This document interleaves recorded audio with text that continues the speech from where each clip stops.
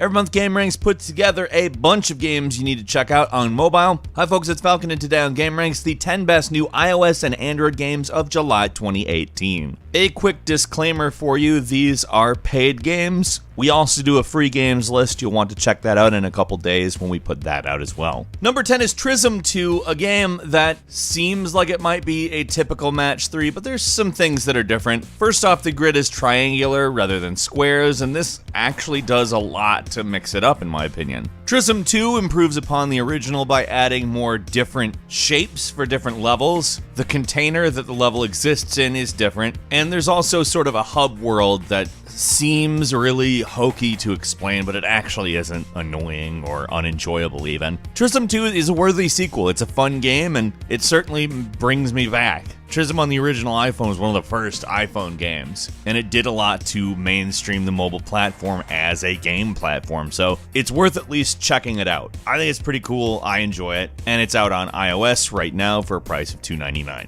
Number 9 is Fighting Fantasy Legends Portal, which is an adaptation of a lot of old school game books. It's essentially a D&D board game, and that might sound simplistic, but these are game books that have stories and they're interesting and there's just a really large amount of stuff to do, and they certainly work better, in my opinion at least, as games rather than game books, but you also have to keep in mind that game books paved the way for a lot of what we have now. This is kind of the happy medium that brings a sort of classic series into a new generation and works pretty damn well. Fighting Fantasy Legends Portal is out on iOS and Android for $4.99. Number 8 is Earth Atlantis, which is a side-scrolling shooter / monster hunting game, which, let's just go ahead and say this, two things I never thought were going to be together work really well. It's interesting because it's clearly very, very bullet hell-ish, but it's so unique looking. There's no other bullet hell that looks anything like this. It looks like old drawings, like out of an ancient book or something. It wears its sort of Metroidvania influences on its sleeve as well, so you get something that is somewhat reminiscent of a bullet hell, a monster hunting game like Monster Hunter, obviously side-scrolling and a little bit different mechanically, but you can see the similarities if you play it, and a Metroidvania. It's never fully one of these things, but it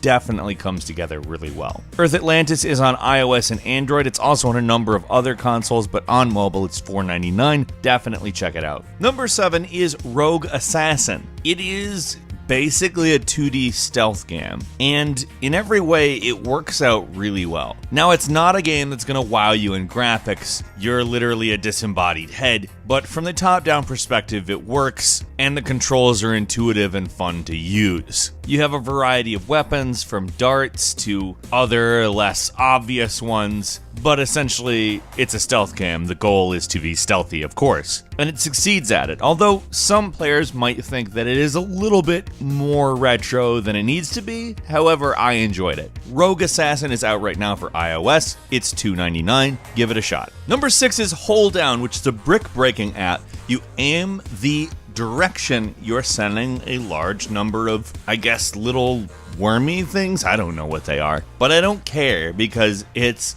really fun. Basically, it's a physics puzzle, but it's not like an Angry Birds type game, but it is kind of like Angry Birds as well in some ways. Holddown is fun as hell. It is certainly worth the money. It's on iOS and Android for $3.99. Number 5 is Pocket City, which finally gives us a real SimCity game, and yes, I'm saying finally because the real SimCity game kinda sucks. Pocket City doesn't, though. Pocket City is the game that we've wanted all along. It is so very close to a SimCity game, there's almost no reason to explain what it is. And when I say like a SimCity game, I mean like SimCity 2000 or along that ilk. Although I'll say the graphics weirdly look like a combination of the SNES SimCity game and SimCity 2000 to me. I don't know if that's going to be something that other people say, but for whatever reason, it seems to me that way. There's no microtransactions, there's no wait times, it's SimCity. There's some new mechanics, but it's SimCity. If you want a city builder on your phone, this is the one you should be playing. It just came out today. I've played it a little bit. It's really phenomenal. You can get it on iOS and Android for $4.99, and you should. Number 4 is Life is Strange, which just came out on Android. If you haven't played Life is Strange, it's really, really interesting. It is for very specific types of people. That is people who resemble the people in the game or people who like supernatural fiction. I fall into the latter category. I like supernatural fiction. Life is Strange is a great example of that. It's out on iOS and Android, and it's $17. That's not bad at all. Number 3 is Teen Titans Go Figure, which is a game that's gonna be a little bit hard to completely explain.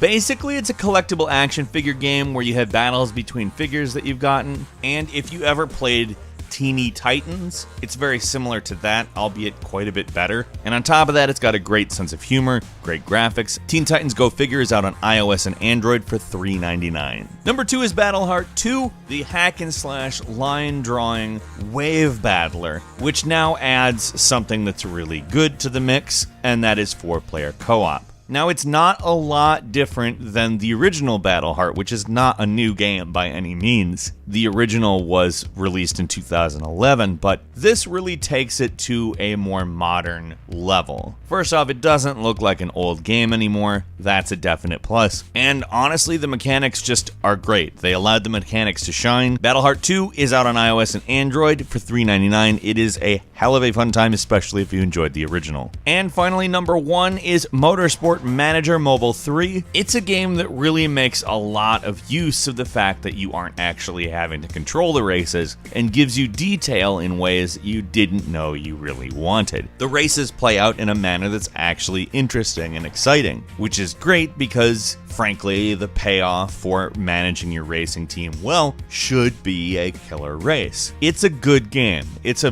detailed, interesting simulation of the management of motorsports. It's out on Android right now, and it's $3.99. What are the best games you picked up this month? Let us know in the comments, and if you like this video, click like. If you're not subscribed, now would be a great time to do so. We upload brand new videos every day of the week, and the best way to see them first is, of course, a subscription. As always, we thank you very much for watching this video. I'm Falcon. You can follow me on Twitter at Falcon the Hero. We'll see you next time, right here on gameranx.